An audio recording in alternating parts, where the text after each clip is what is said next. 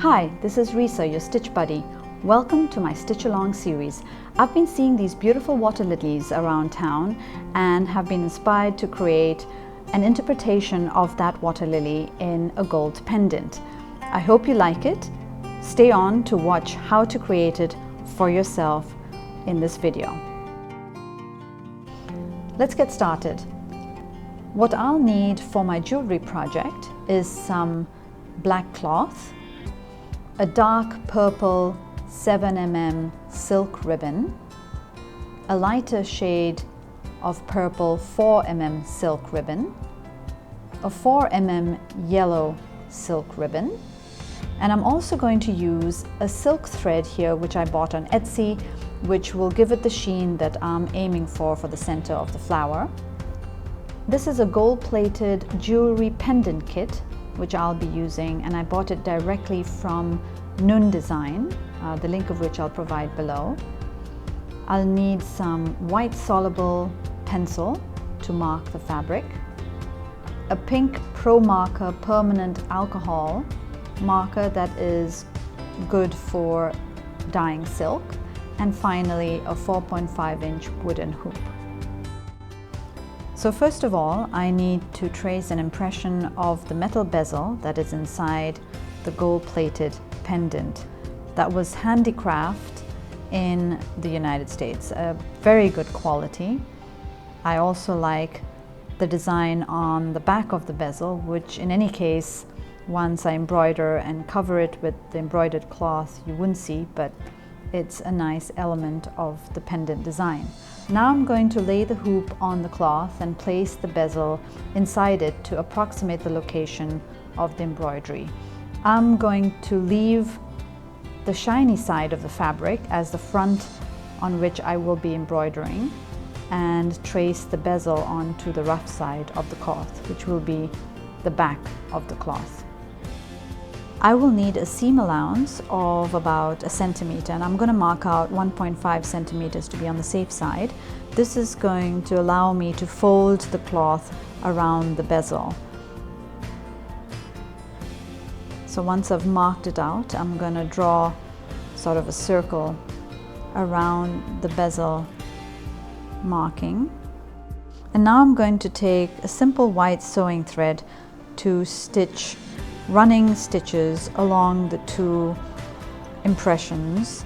And the reason why I'm doing this is so that when I turn the cloth over to start embroidering it, I know where the limits of the bezel will be, and the outer limit circle will give me an idea of where to cut the cloth when I've finished embroidering.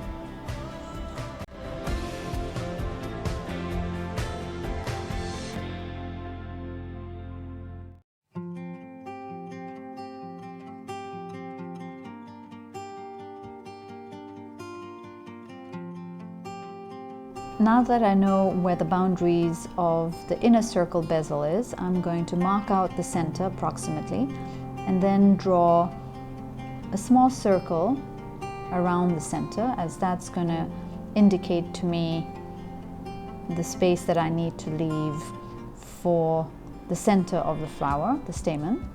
And then I'm going to draw out lines or spokes around the center for the outer and larger petals of the water lily, and then smaller petals will go in between these.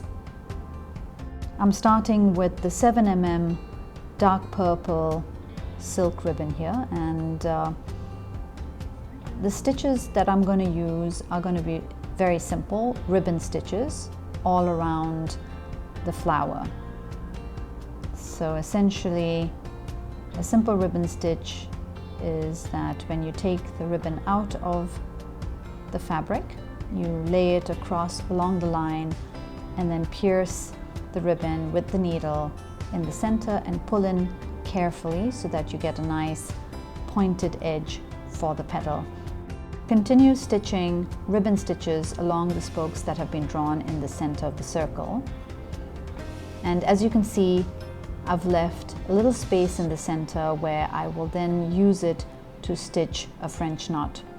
And to end off, you just simply take a little bit of cloth behind one of the petals and then snip a tail off.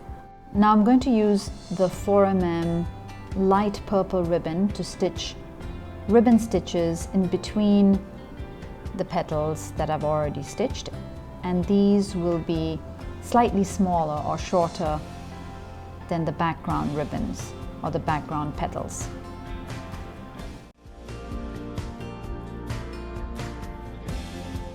Now that I've completed 2 rows of petals, I'm going to stitch a 3rd row of ribbon stitches, and this time I'm going to use the help of a pin to stitch a shorter or the shortest ribbon stitch onto the dark purple ribbons that have already been stitched.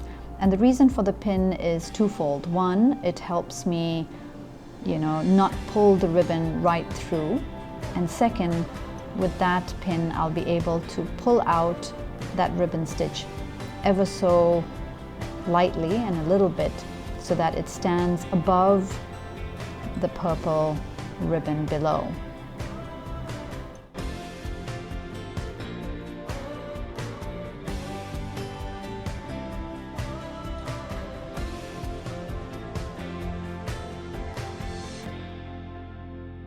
So now that I've finished 3 rows of petals, I'm going to take out the pins and use one of the pins to pull out the 3rd petal above the dark purple petal that was stitched, and to end off I'm going to stitch simple stab stitches of any tails of ribbons that have been left. Now just make sure you don't pierce the ribbons in the front with that thread. Now I'm going to use my pink Pro marker to dab a little bit along the center of the flower, and since it's alcohol based, it spreads beautifully on silk ribbons. Now comes the tricky part of the design. I've taken the yellow silk thread and I'm going to enter it from the front of the embroidery and leave a little tail behind to stitch carpet stitches, or tuffing as they call it. So you bring up the needle to the front of the fabric about 1 millimeter behind the first stitch, hold it down, and then enter the fabric from the top just beyond the first stitch, like so, and then bring the needle up again and pull the thread. So this is going to arrest the 2 threads, and for the next stitch you essentially create a little loop, and then you repeat the first stitches to arrest the thread and continue in this manner until you go all around the center. So it's difficult to explain it. It's better to just sort of watch the video carefully as I stitch the tuffing in the center of the flower.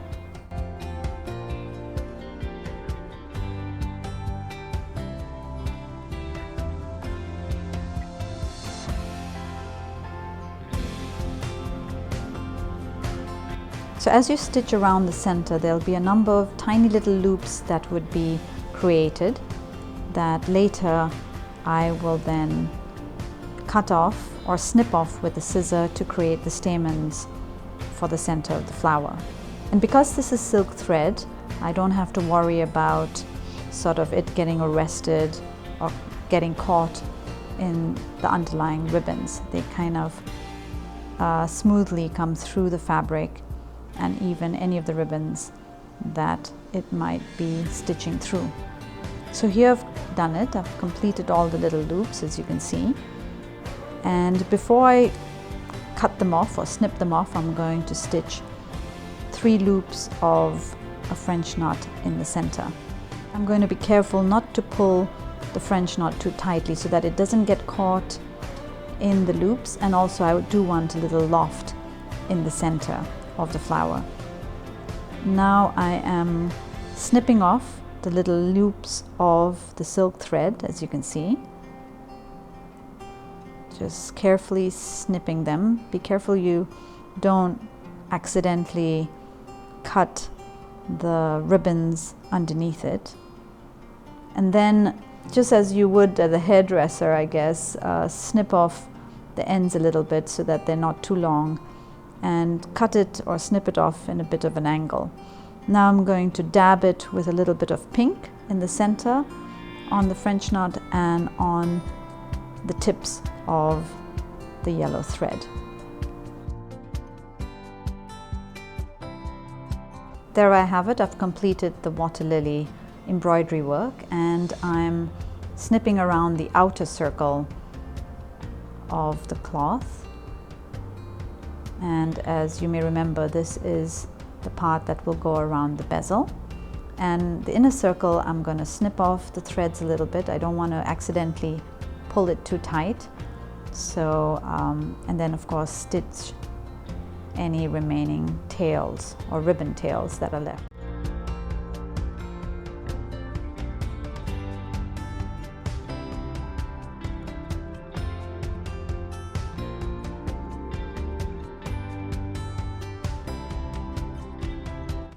Now I'm going to place the bezel in the center of the back of the embroidery and use sewing thread to run running stitches along the edge of the cloth, which I will then pull together towards the center tightly around the bezel. And then once that's done, I am now stitching across the cloth so that I can pull the cloth tightly around the bezel so that we don't have little lumps around it.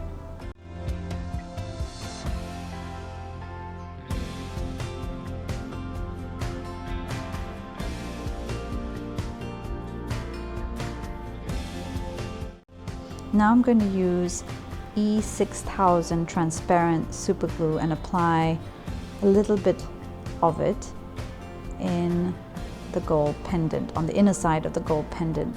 Make sure that you don't put too much, otherwise it's going to ooze out when you place the embroidered bezel into it. So I'm just going to apply it all around, and here it is. I am placing the embroidered bezel in the pendant, and I'm going to fix it there with paper clips to hold it in place for 24 hours, as the glue takes 24 hours to set.